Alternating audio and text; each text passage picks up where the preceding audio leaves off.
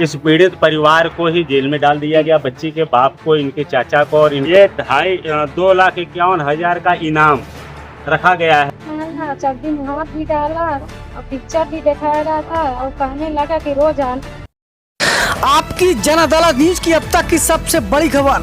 उत्तर प्रदेश के कौशाम्बी में जब से पाल समाज की एक 8 साल की बच्ची के साथ दुराचार हुआ है, पाल समाज में भारी आक्रोश पनप रहा है। इसी के चलते आज राष्ट्रीय उदय पार्टी के राष्ट्रीय अध्यक्ष बाबूराम पाल अपने सैकड़ों कार्यकर्ताओं के साथ कौशाम्बी डिस्ट्रिक्ट पहुंचे, जहां पर उन्होंने जिला पुलिस कार्यालय का घेराव किया और वहां पर अपनी मांगों को लेकर ज्ञापन सौंपा। ज्ञापन में स्पष्ट रूप से पीड़ित परिवार को सुरक्षा एवं अपराधियों पर कार्रवाई करने की मांग की।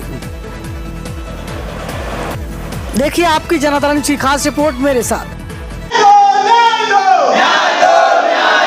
विजय पाठक की दलाली बंद करो, विजय पाठक की दलाली बंद। इसी जिले में अप्रैल 2024 में एक स्कूल प्रबंधक के द्वारा के विद्यालय में योगेश मिश्रा द्वारा फरवरी परसना में बेटे के साथ बलात्कार किया गया, जेल में है।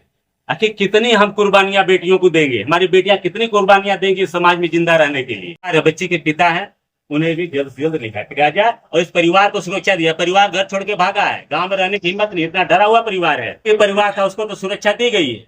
ये जो पीड़ित परिवार, उसे सुरक्षा नहीं दी गई है। तो निवेदन है हमारा कि पीड़ित परिवार को भी सुरक्षा मुहैया कराएं। बाबूराम पाल, राष्ट्रीय अध्यक्ष राष्ट्रीय उदय पार्टी।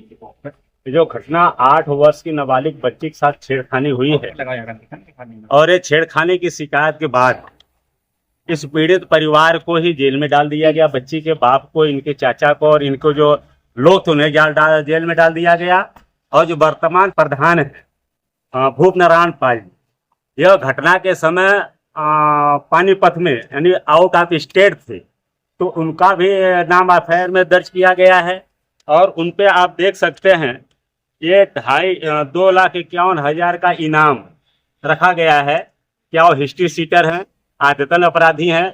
इसके पहले कोई एफआईआर है नहीं। तो ये सब सारी चीजें कहीं न कहीं प्रतीत हो रहा है कि उप मुख्यमंत्री ब्रजेश पाठक जी का जिस तरीके से ट्वीट हुआ तिवारी जी के समर्थन में, तो सब शासन प्रशासन की मिली भगत से प्रेशर में लिया गया। ये भूप नारायण प्रधान जी के ऊपर एक अन्याय किया जा रहा है, साथ साथ परिवार को जेल में डाला जा रहा है। और ये सरकार, मैं पूछता हूँ, क्या एक बेटी बचाओ बेटी बचाओ का नारा देती है? क्या एक पिछड़े हिंदू समाज की बेटी बेटी नहीं है? 8 साल की बेटी के साथ अत्याचार अन्याय हो रहा है, तो ब्रजेश पाठक का एक भी बयान जो है कि बेटी के पक्ष में नहीं आ रहा है, न बेटी के परिवार के पक्ष में आ रहा है। निरपराध लोगों को जेल में डाला गया।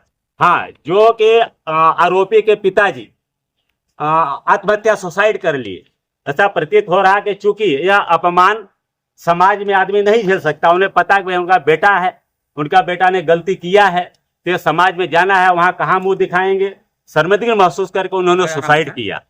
लेकिन उनके सुसाइड का आरोप पूरी तरह से इस पीड़ित परिवार पे ही डाल दिया गया। और उसमें वर्तमान प्रधान, जो कि जनसेवक होते हैं, प्रधान क्षेत्र के जो है कि वो प्रतिनिधित्व करते हैं, ऐसे प्रधान को भी अपराधी बनाने का काम, इस परिवार को अपराधी बनाने का काम ये सरकार के सह पे हो रहा है। पुलिस का कहना है कि विवेचना का 164 का अवलोकन किया गया और साक्ष्य के अभाव में जो रेप की घटना नहीं हुई थी उसको हटाया गया, पास को हटाया गया। नहीं, रेप की घटना तो बच्ची भी करे, रेप नहीं हुआ है। बच्ची भी तो करे, हमारा छेड़खानी हुआ है। छेड़खानी भी तो पास्को में आता है, नाबालिग बच्ची है। तो हम मांग करते हैं सरकार से, हम मांग करते हैं, हमने यह लेटर जो है प्रतिलिपि अपना उत्तर प्रदेश के मुख्यमंत्री को भी देंगे और प्रमुख गृह सचिव को भी देंगे, राष्ट्रीय मानवाधिकार को देंगे और मुख्य न्यायाधीश प्रयागराज को देंगे और मुख्य न्यायाधीश नई दिल्ली और पुलिस महानिदेशक उत्तर प्रदेश। क्योंकि आगे क्या कार्रवाई करेंगे? आगे कार्रवाई हम चाहते हैं कि सबसे पहले जो पीड़ित परिवार है इसको न्याय मिले और इनके जो झूठे केस में बच्चे के पिता को और इनके और लोगों को और प्रधान को जो कि एफआईआर दर्ज हुई है निरस्त हो और जो जेल में डाले गए हैं वो छोड़ दिए जाएं और सीबीआई से जांच करके निष्पक्ष तौर से इस पे जो दोषी है उसे कड़क से कड़क कार्रवाई हो चूंकि हमारे देश की बेटियां सुरक्षित रहें। नाम बता। बेटी ने रामायण सुनने गई थी, वहाँ हमारी बेटी रामायण सुन के जब लौटी थी तो वह पंडित पकड़ लिया था, भट्टा की तरफ ले गए, हमारे बेटी को जबरदस्ती मुँह में पिलाया और वीडियो बनाया, चड्डी में हाथ भी डाला और पिक्चर भी दिखाया रहा था और कहने लगा कि रोज आना। पुलिस ने धारा हटा दी, कहा ऐसी कोई घटना ही नहीं कुछ हुई, कुछ नहीं। साच नहीं मिला। कुछ नहीं मिला माँ के है। कहने पर कह रहे हैं कि बयान दिया गया था। नहीं, हम कुछ बयान भी नहीं दिया। उसको तो जेल से छोड़ दिया गया है। तो अब इसकी हमारा लड़ाई पति- कहाँ लड़ेंगी, कैसे लड़ेंगी आप? अरे लड़ाई कहाँ लड़ेंगे, हमारा पति सरकार से लड़ेंगे और कहाँ लड़ेंगे। पुलिस तो कह रही घटना ही नहीं हुई है कोई। घटना ऐसे नहीं हुई है, हमारी बेटी बता रही है हमको कोई इंसान नहीं मिल रहा है, गरीब आदमी है इसलिए नहीं मिल रहा है हमको। आपके पति कहाँ है? हमारे पति बेकसूर हैं, जेल चले गए जो हैं। धार